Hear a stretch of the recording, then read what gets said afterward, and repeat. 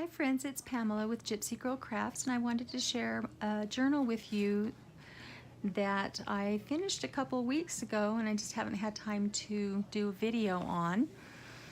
And of course, I'm Gypsy Girl Crafts. I love gypsy things, and so this is another gypsy journal.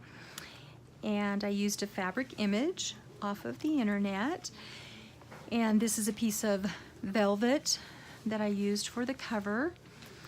Of course, I put a big gypsy tassel on the spine. It has one signature, and I just trimmed this picture with some really fluffy soft yarn and added some Prima flowers, paper flowers.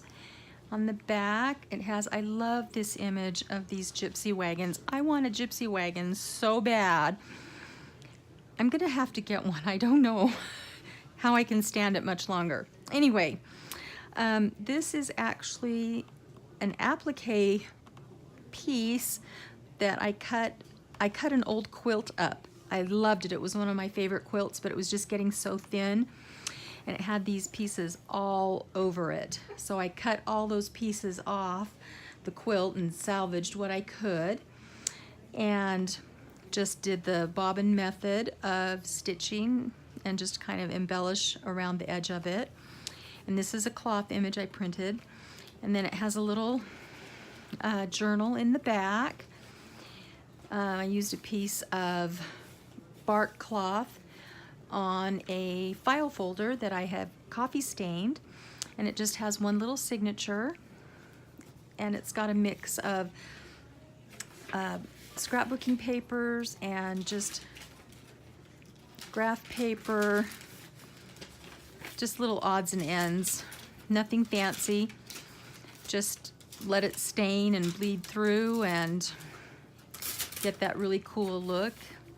And I love to use waxed linen thread to stitch my my signatures into the spine.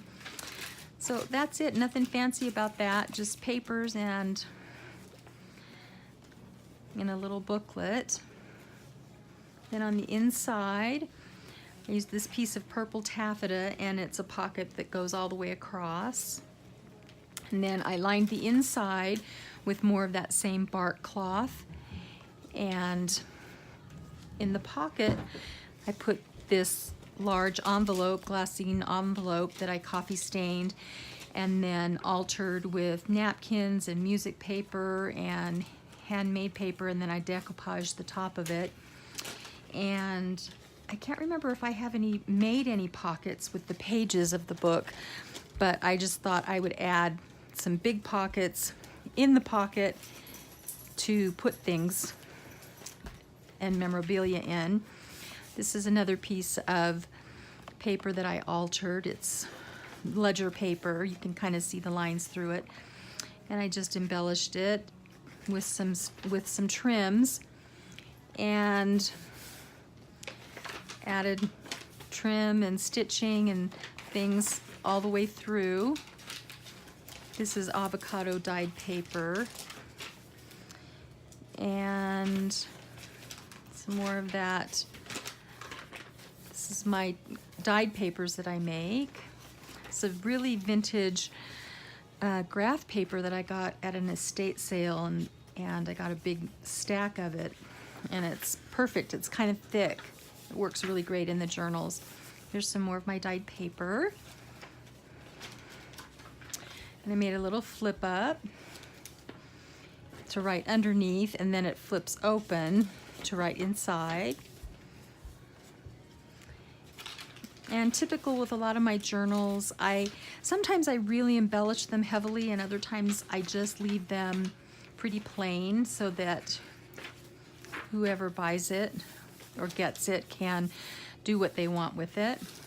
Just a little piece of paper that I folded and put in this glassine bag, and this was dyed with, I think it was cherry Kool-Aid that I dyed this bag with. I'm just gonna flip through kind of fast. This is grape Kool-Aid that I dyed that paper with. And let's see, oh, it got stuck on the the glue. When I put this piece of trim down, I think a little bit of glue got on the edge. Anyway, music paper, more graph paper, another little piece of paper in that envelope.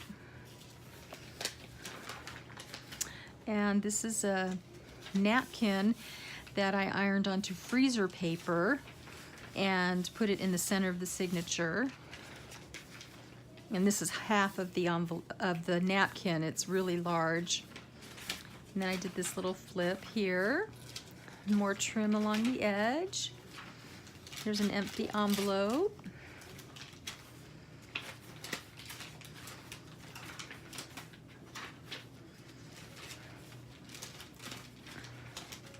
Just love how this paper came out. It's so cool.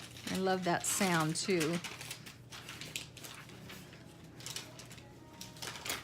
These are some trims that I made with some satin fabric that I had wide strips of, and I just used the bobbin method and did different stitches with different colors of thread, and then I cut them down, cut the pieces apart so that I'd have multiple strips. Little booklet inside. More of my dyed paper. And I love this paper. It kind of reminds me of a leopard. I don't know why, just probably because of the spots. But it's really muted and it came out so cool. There's another piece. This one's a little bit darker. I just love how that came out. This is avocado again. I just really love using different food dyes. You get so many unique colors.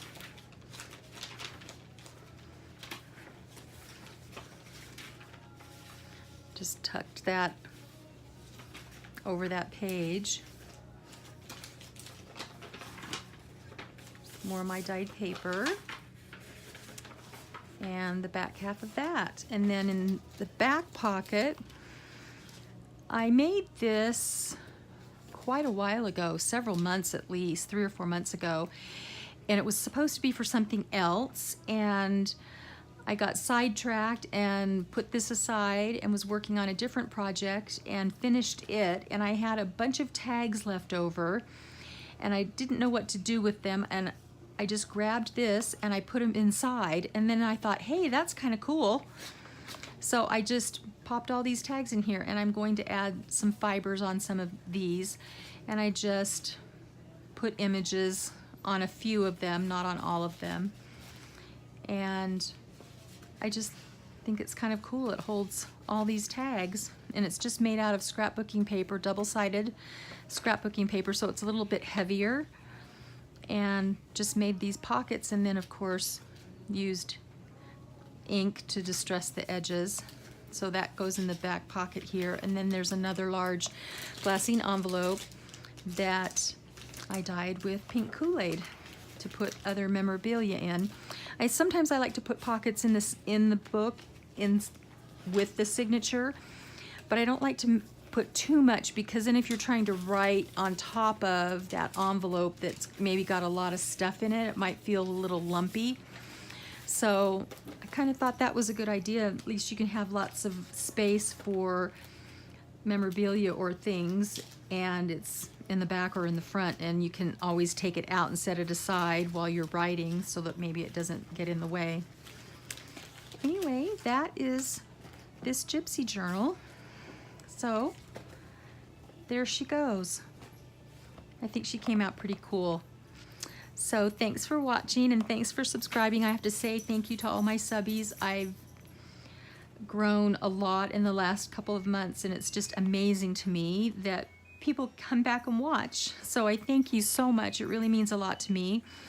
And oh, while I'm thinking about it, I know I mentioned a challenge, that I was going to do a challenge, but I have been so crazy busy with work and I just haven't had time, and I didn't think that it was fair for me to start a challenge and then not be able to follow through and do videos and of the things that people send in and make everyone wait and wait and wait. So I'm going to put it off just a little bit until work calms down.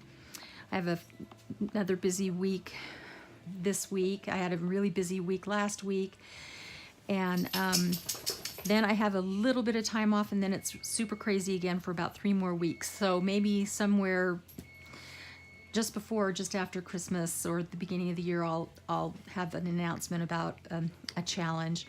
So again, thank you for supporting me and watching my videos and commenting. I really appreciate it.